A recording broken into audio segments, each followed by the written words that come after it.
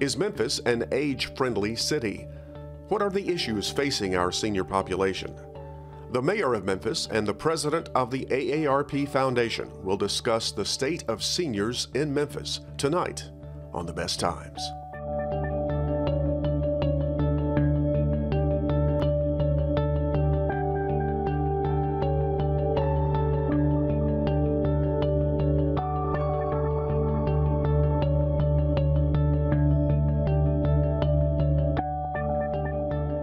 Funding for The Best Times is provided by the Plow Foundation, striving to do the greatest good by helping the greatest number of people since 1964. Additional funding is provided by the members of WKNO. Thank you.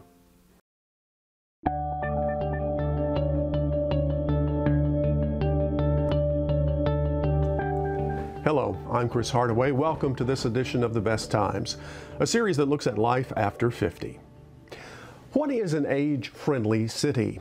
According to the World Health Organization, who coined that term, it's a community where policies, services, and structures related to the physical and social environment are designed to support and enable older people to age actively. A place where people of all ages can live in security, enjoy good health, and participate fully in society. Memphis made the commitment to become an age-friendly city in 2018. Just under 12% of our population is 65 and older, but those numbers will grow dramatically as our city and our country ages. Also, Memphis is one of the poorest cities in the nation, which means a future with a potentially greater number of seniors in poverty. The city has pledged to become an age-friendly community, but how do we deal with the issues facing our aging citizens? Tonight on The Best Times, we discuss the state of seniors in Memphis.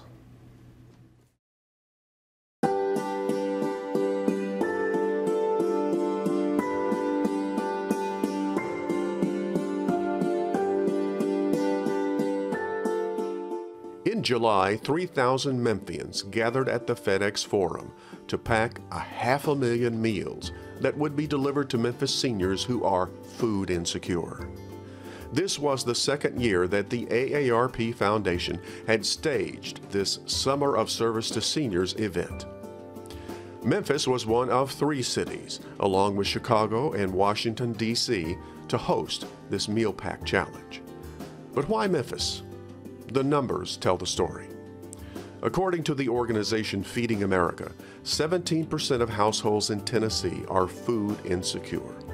That puts our state as one of 12 in the country with higher than average rates of food insecurity. In Shelby County, the problem is greater. Over 20% of the total population is food insecure.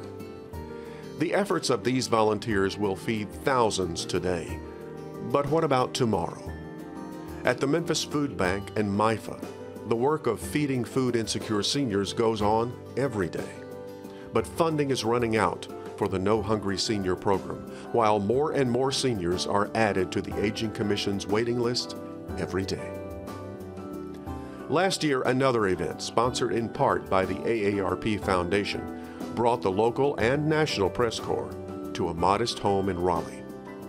The focus of all this attention was the unveiling of the winner of a housing design competition.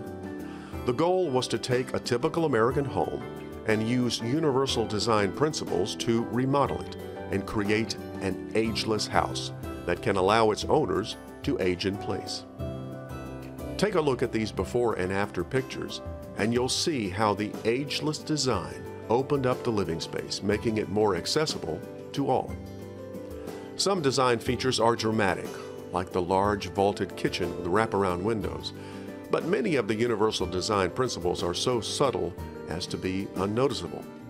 Doorways that are 36 inches wide instead of 32, kitchen counters that are shorter, and 3 zero-step entrances. Why does aging in place matter? Aside from the natural desire to live in our homes for as long as possible, aging in place means keeping seniors in their communities where they have established social relationships. It also means keeping seniors out of institutions for as long as possible, thereby reducing the financial burden on individuals and society. Memphis is filled with older homes, built long before universal design principles were created. And our poverty rate means many homes have been neglected. There's no point in putting grab bars in the bathtub when the bathroom floor is collapsing. Our homes must become age-friendly before we can truly have an age-friendly city. Food insecurity and aging in place are but two of a number of issues affecting the senior population in Memphis. In coming years, we must deal with elder abuse and crimes against seniors.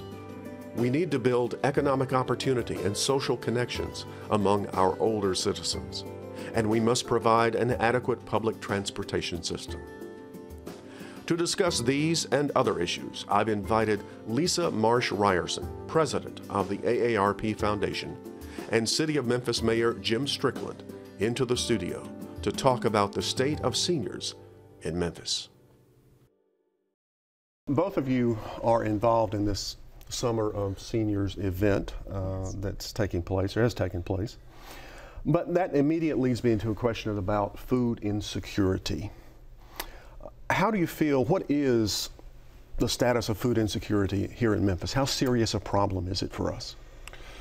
Well, frankly, it depends on what neighborhood you live on. Certain neighborhoods have a struggle, and I know if you live near a grocery store, you don't imagine what a benefit that is.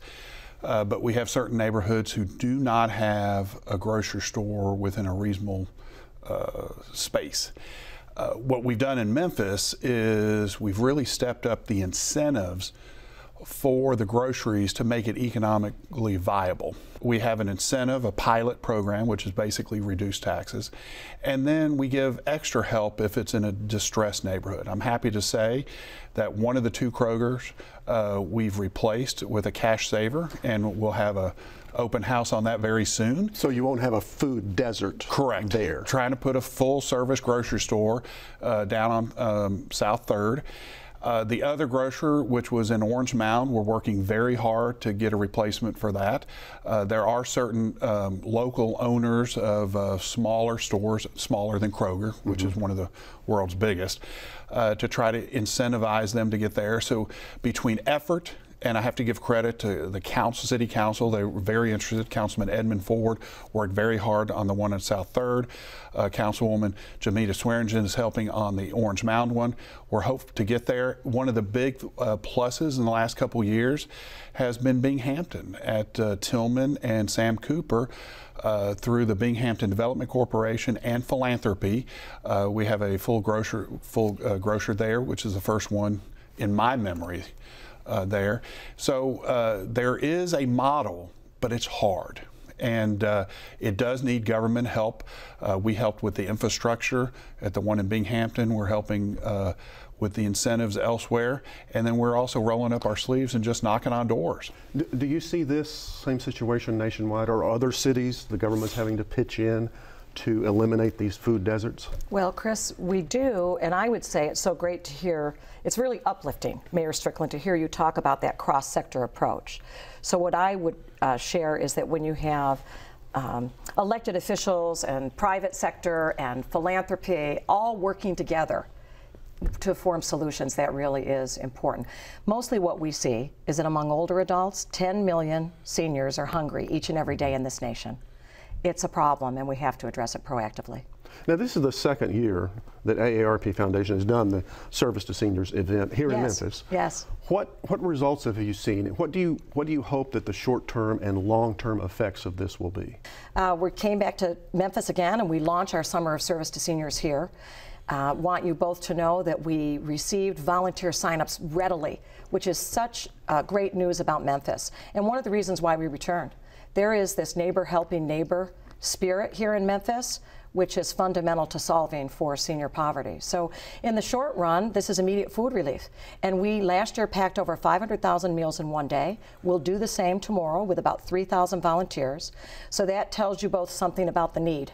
Those meals will be absorbed quickly by the Mid-South Food Bank and distributed to older adults in need. We'll also walk all of the attendees through an experience to learn more about senior poverty. So our other goal is a longer-term goal of helping community members understand that senior poverty, which is largely invisible, often hidden from our view, is a serious problem that we have to address more systemically. Raise the awareness of people. Raise the awareness. We'll in that experience have older adults will be telling their stories, obviously using technology, and helping people understand that as neighbors we better be on the lookout. Oftentimes older adults do not ask for the help that they need and deserve. Well, one of the things I know the foundation addresses is social connectivity. We do. How important is that to seniors? And I'll ask both of you that. AARP Foundation exists to end senior poverty, and we do that by increasing economic opportunity and also social connection. It's a very serious problem. In fact, the health consequences of sustained social isolation and or loneliness is the equivalent of smoking 15 cigarettes a day. So it is a health problem, just as hunger is a health issue and poverty overall. Well, the city of Memphis, and this did not start with my administration, it's been going on years. We have 5 senior centers throughout our city. We serve 30,000 seniors. That may surprise some people. 30,000. Thankfully, the AARP gave us a challenge grant this year for one of their, the Lewis Center, which is one of our best, and we appreciate that to improve the facility there, and we're going to take advantage of that. So we've made steps in that direction. There's a lot of activities, arts and fitness and Family Feud. I mean, just activities to keep. And I've been to those locations, and people enjoy it. They're at least some of them serve meals, maybe all 5. I can't remember off the top of my head.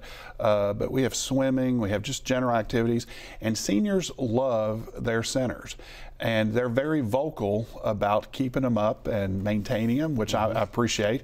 One thing, I'm proud that we do that.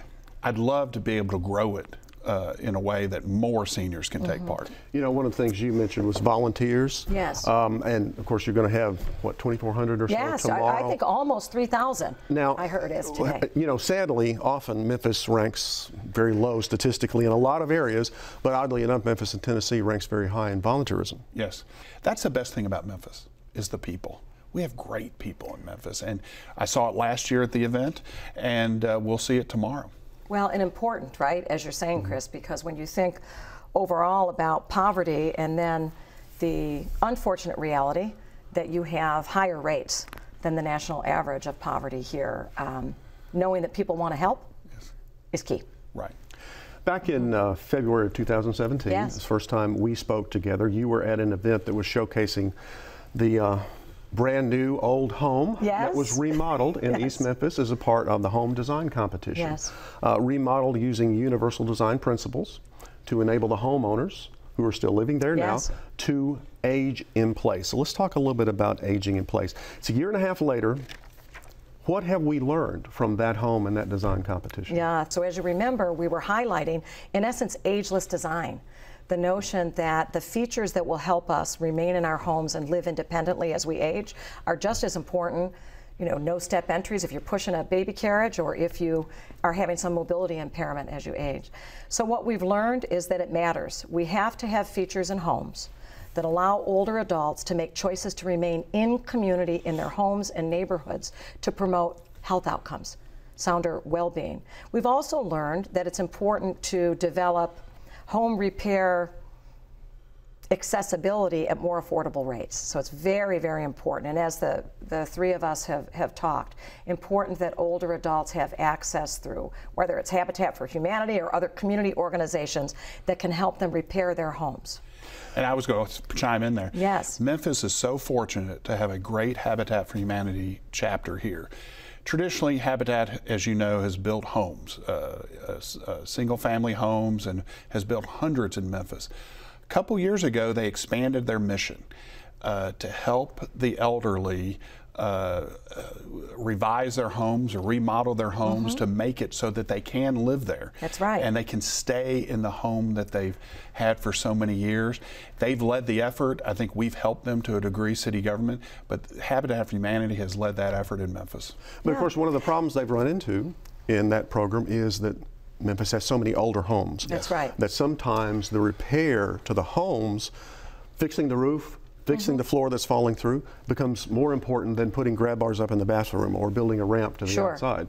You know, what's the point if the roof's leaking? Right. Yeah, you know, you're absolutely right. So it's very important. We're thinking now about how we expand, and at AARP Foundation have an initiative really looking at home repair and helping older adults understand what one has to pay attention to over time. What are the most important repairs? Because if the house is falling down, you hit on it.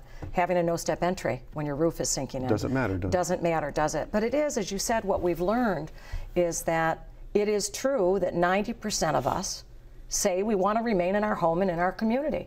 And that's important. It's important for the individual, but we know that communities lose when you lose the talent and contributions of older adults if they have to leave. It goes back to social connections. Exactly, and it's important for all of us. And there is an economic benefit beyond just the individuals, true? That's right. There is an economic benefit. And we just, AARP's Public Policy Institute, directly related to social isolation, completed a study this year and we're able to confirm that for Medicare participants, there is a much greater, it was something like $7 billion greater annualized expense for those who suffer from social isolation.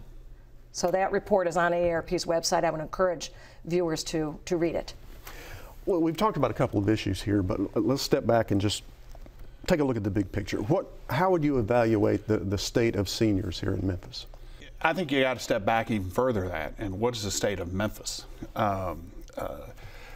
Memphis, it's almost like the famous book, It's a Tale of Two Cities. We have, there are certain parts of Memphis that are bursting with success. And overall, I think Memphis has momentum. I really do. I think, but there are certain parts of Memphis that are truly struggling. And so we have these great things going on, yet we have great challenges. And so that's one reason I love to be mayor. I love to celebrate what's going on. St. Jude's expanding by 1,800 jobs, downtown bursting, Midtown is doing great. But we need that economic prosperity that's along Poplar Avenue and go way north and way south so that all parts of our city feel this economic boom. There's the 17,000 more Memphians working now than 2.5 years ago. We have free community college and tech schools. We have a lot of great opportunity, but we have to work extra hard to make sure that every part of our city sees this economic boom. Well, I'm sure in your travels you've seen cities facing these same problems. Absolutely. How have those cities addressed those problems? Across the entire nation, I see and we see both the benefit of longevity. So older adults who are living longer and for many healthier lives where they can continue in the workforce and continue to contribute to their communities. But we also see with 10,000 people turning 65 each and every day in our nation, and with what we know, the three of us, about retirement savings and access to economic opportunity, that more and more will find themselves in difficulty and have to remain at work. So we're seeing much of what you're sharing, Mayor Strickland. I'm excited to know about access to ongoing lifetime learning, driving into the capability of community colleges and tech schools to be able to help people of all ages, but for our work, older adults, upskill, reskill, and remain able to take on in-demand jobs in their communities. We're seeing a lot of, as I said earlier, cross-sector partnerships, strategic partnerships, where stakeholders come together to ensure inclusive access to economic opportunity, because that is a benefit for the entire city. Let me highlight that. Tennessee is the only state in the country that has free community college and tech schools for anyone, 18 to 68, 98. Across the lifespan. Across the whole lifespan. That's an incredible opportunity that many people don't know about. You can go to Southwest Community College. We have 2 Tennessee College of Applied Technology. They're building a 3rd one in Bartlett. We have the Ben Hooks Job Corps. If you want a career, or if you just want to enhance your learning, you can go change your career. Or change your career. Now that's assuming you can't already have a degree or certificate. So, but it's free. And we need, it's such a great opportunity. We need lines outside the door of people saying, yes, we want this great opportunity. And I think that will happen. I think we're fortunately now, many places are looking for employees. So it's a great time to drive into the community college and tech school certification programs. We're also experimenting with opportunities, a program that's called Work for Yourself at 50 Plus, where we want to ensure that older adults have access and tools to make wise decisions about entrepreneurship. And entrepreneurship, I think, is driving a lot of the economic boom in cities and communities across our nation. So helping older adults understand how they access gig and platform economy jobs will be important. Well, we talked about the state of seniors currently, but let's talk about the future. What's next for Memphis and seniors? Well, the big problem is we have to have this city growing. We need population, and I kind of, as a mayor, I kind of look at the whole thing. I'm not saying I want to grow the seniors, but I also want to grow the 20-something-year-olds. We just need growth. We've actually lost population for probably more than 50 years. It's been the slow trickle. No business, no church, no nonprofit can sustain repeatable loss of customers or members or parishioners. Yes. So we've got to grow this. I think Memphis is a great place for seniors. We have a low cost of living. It's easy access all around except for public transportation, and that's something we can talk about in a second. But it's easy around, and we have great amenities. So I think it's a great place for all people, particularly senior citizens. I will say that we are working on a long-term solution to our transit problem. Like many problems, it's money. Money. Right.